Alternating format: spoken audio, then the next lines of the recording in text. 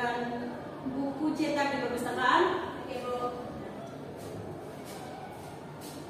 Sambil menunggu ketua kelas mengambil buku cetak, dan anak-anak di sini mungkin ada yang tahu teman-teman kalian berapa orang yang tidak hadir? Oke, nanti ditulis ya setelah pelajaran diberikan ke Ibu. Baik, Bu. Sambil menunggu ketua kelas membawakan buku, oh sudah datang depannya. Terima kasih.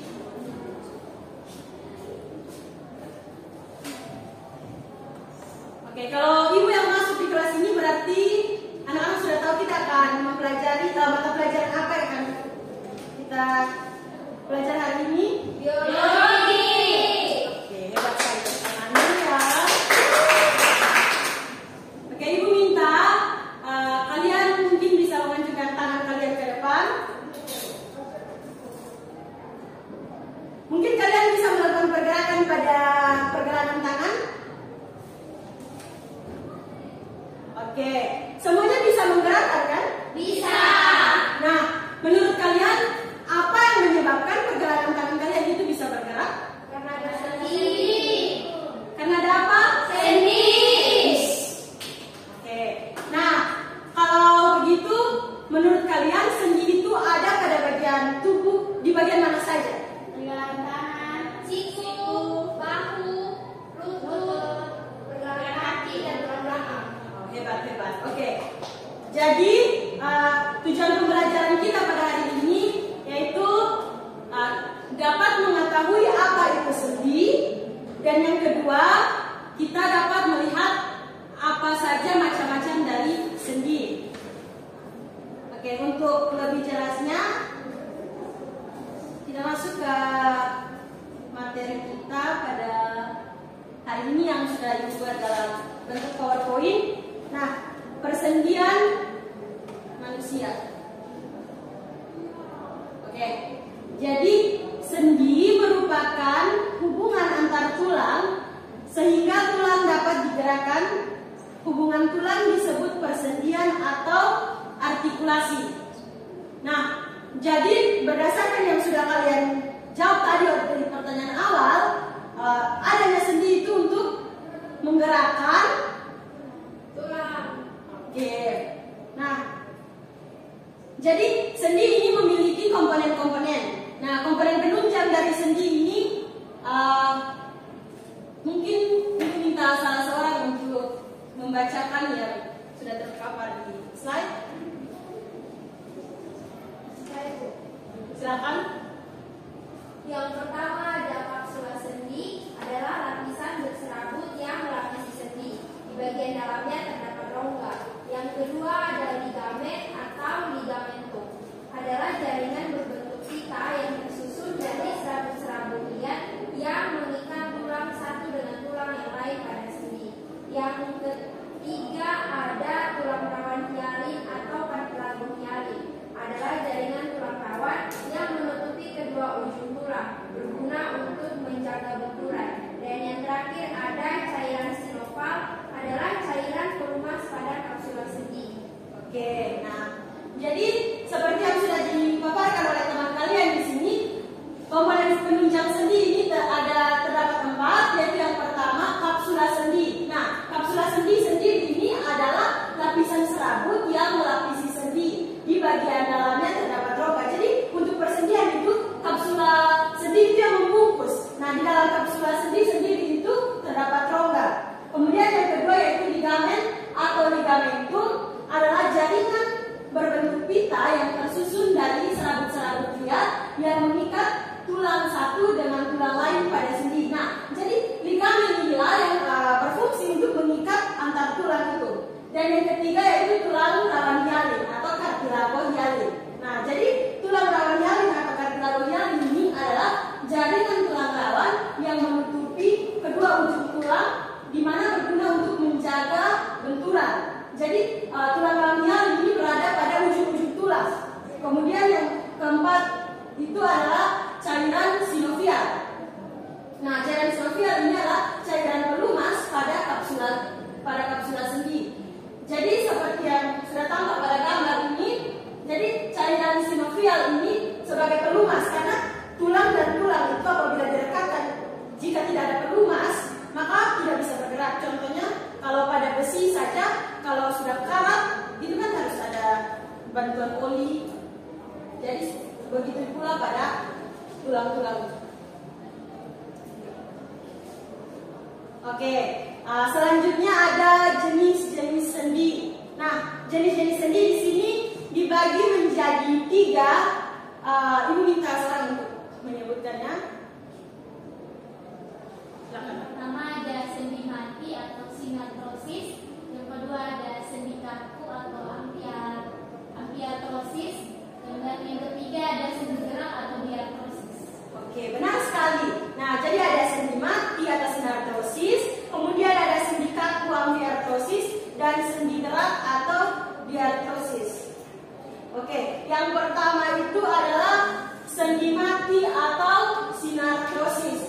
Nah, jadi sesuai dengan yang berdasarkan namanya itu adalah sendi mati. Nah, menurut dari teman-teman, jadi sendi mati ini adalah sendi yang tidak dapat melakukan pergerakan. Jadi perlu kita ingat bahwa sendi itu merekatkan tulang antar tulang, tetapi terdapat beberapa sendi yang tidak dapat melakukan pergerakan. Nah, salah satu contohnya itu yaitu sendi mati. Jadi sendi mati atau sinartrosis adalah persendian yang tidak memperbolehkan pergerakan. Itu dibedakan menjadi 2, yaitu yang pertama sinartrosis simfibrosis, yaitu sinartrosis yang tulangnya dihubungkan jaringan ikat fibrosa. Contohnya persendian pada tulang tengkorak. Nah, tulang tengkorak ini kita ketahui bersama, tulang tengkorak itu tidak melakukan pergerakan. Jadi ini tulang tengkorak merupakan sendi mati. Sendi mati ini berada di tulang tengkorak. Ya, jadi ibu bisa bertanya, yang ada pada tulang tengkorak itu sendi apa? Kan sendi mati dibagi menjadi 2. Nah, Sinartrosis. oke, terima kasih. Nah, yang kedua itu adalah sinartrosis sinkondrosis. Nah, ini adalah sinartrosis yang dihubungkan oleh tulang lawan. Contohnya yaitu menghubungkan antar segmen pada tulang belakang, pada setiap ruas tulang belakang.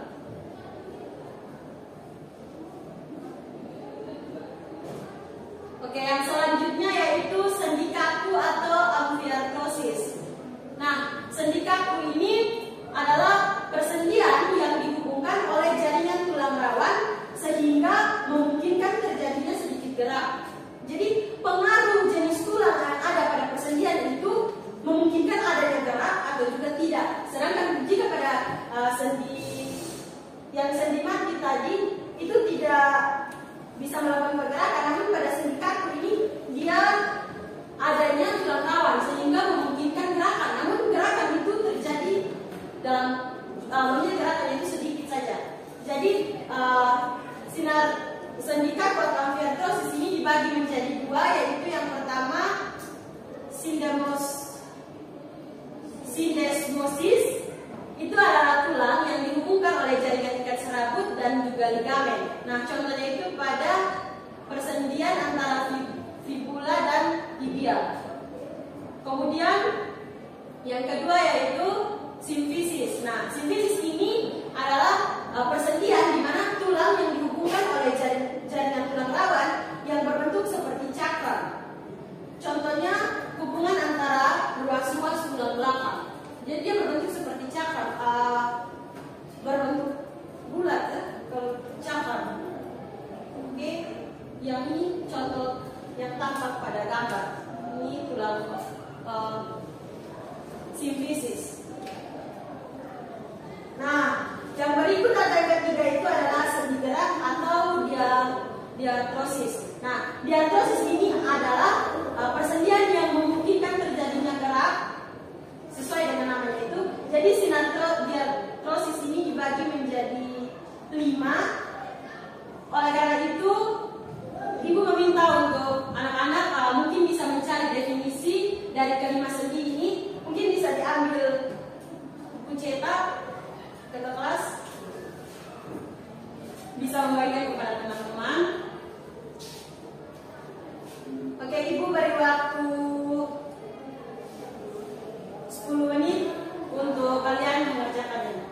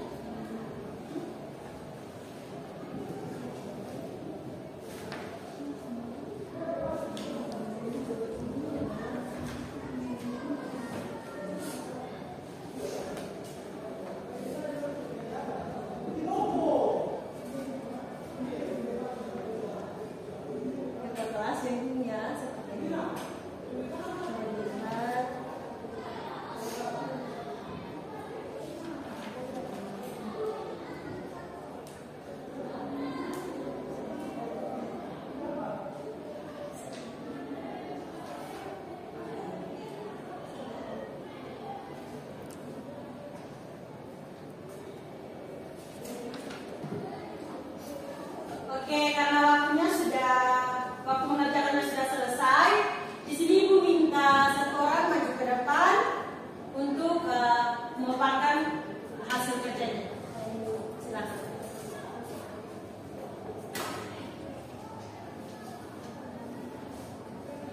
Nah, yang pertama itu ada sendi peluru. Sendi peluru ini merupakan sendi yang bisa bergerak ke segala arah. Bentuknya mirip bola dan tulang seperti mangkuk. Yang kedua ada sendi pelana. Sendi ini mampu bergerak ke samping dan depan atau membuat gerakan dua arah. Yang ketiga sendi putar. Sendi putar merupakan salah satu sendi yang gerakan salah satu ujung tulangnya mengitari atau membuat gerakan berputar pada ujung tulang lain. Sendi inilah yang membuat kepala kita dapat berputar dengan nyaman. Yang keempat sendi luncur. Sendi ini adalah sendi pada ruas tulang belakang. Sendi ini memungkinkan gerakan antara tulang yang satu menggeser yang lain. Nah, yang terakhir ada sendi engsel, merupakan sendi yang memungkinkan terjadinya pergerakan satu arah saja. Biasanya sendi engsel hanya bisa diluruskan atau ditekuk. Sekian. Oke, terima kasih. Tepuk tangan dulu untuk kalian. Nah, jadi yang sudah dijelaskan oleh salah seorang teman kalian itu benar, tapi Ibu akan memberikan penjelasan yang lebih kompleks lagi tentang apa itu definisi dan juga contoh dari sendi-sendi tadi. Nah, yang pertama itu ada sendi peluru. Jadi sendi peluru ini adalah sendi yang memungkinkan terjadinya gerak ke segala arah. Pada sendi peluru ini salah satu ujung tulang berbentuk lekukan seperti mangkok, sedangkan pada ujung yang satunya itu berbentuk seperti bonggol yang masuk ke dalam lekukan ujung tulang pasangannya. Nah, kedua ujung tulang tadi itu dibungkus oleh jaringan ikat atau ligamen. Nah, contoh dari sendi peluru ini yaitu hubungan tulang lengan dan juga tulang bahu. Ini. Oke, yang selanjutnya yaitu sendi engsel. Nah, sendi engsel ini yaitu sendi yang memungkinkan terjadinya gerak satu arah. Contohnya itu yaitu gerak siku dan juga lutut. Nah, kan sesuai dengan namanya itu sendi engsel. Contohnya pada engsel pintu. Jadi sistem kerjanya itu sama seperti itu. Yang berikutnya itu sendi putar. Nah, sendi putar ini adalah sendi yang memungkinkan salah satu tulang itu bergerak berputar terhadap tulang lain. Contohnya hubungan antara tulang atlas dan tulang komuter. Nah, ini sendi putar.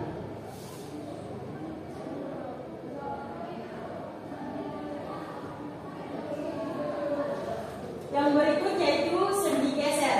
Nah, sendi geser ini yaitu sendi yang memungkinkan terjadinya sendi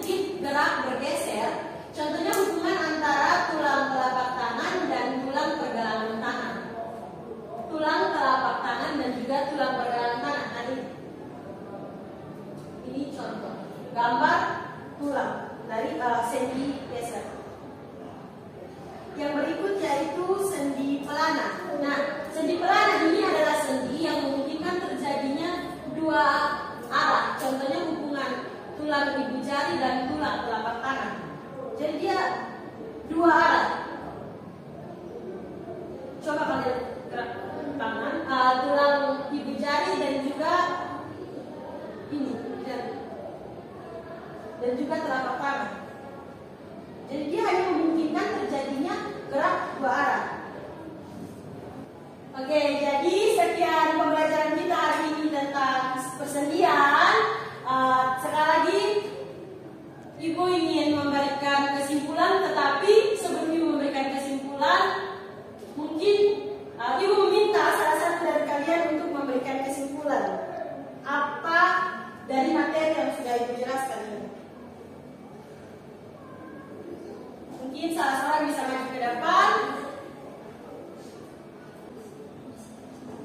Oke, dari tempat duduk saja tidak apa-apa. Kalau menurut saya kesimpulan yang saya dapat dari pembelajaran hari ini, yang pertama dalam tubuh manusia, tulang manusia itu tersusun atau disatukan oleh sendi, mana sendi ini membantu pergerakan antar tulang manusia. Yang kedua, sendi itu dibedakan menjadi 3, ada sendi mati, ada sendi kaku, dan ada sendi gerak. Nah, untuk sendi gerak atau diartrosis itu ada dibedakan menjadi sendi peluru, sendi pelana, sendi putar, sendi luncur, dan sendi engsel. Oke, terima kasih untuk kesimpulan yang sudah diberikan. Beri applause dulu. Oke, jadi Ibu akan memberikan kesimpulan tidak jauh berbeda dengan apa yang sudah disampaikan oleh teman kalian. Jadi sendi itu merupakan hubungan antar satu tulang dengan tulang yang lain, di mana tidak saja untuk melakukan pergerakan, tetapi untuk menghubungkan tulang. Nah, jadi sendi ini dibagi menjadi 3, yaitu yang pertama sendi mati, sendi kaku, dan juga sendi gerak. Kemudian sendi gerak itu dibagi menjadi 5, yaitu yang pertama sendi peluru, sendi pelana, sendi putar, sendi engsel, dan juga sendi luncur. Jadi pergerakan yang dilakukan oleh seperti pada pergelangan tangan kita ini karena adanya persendian.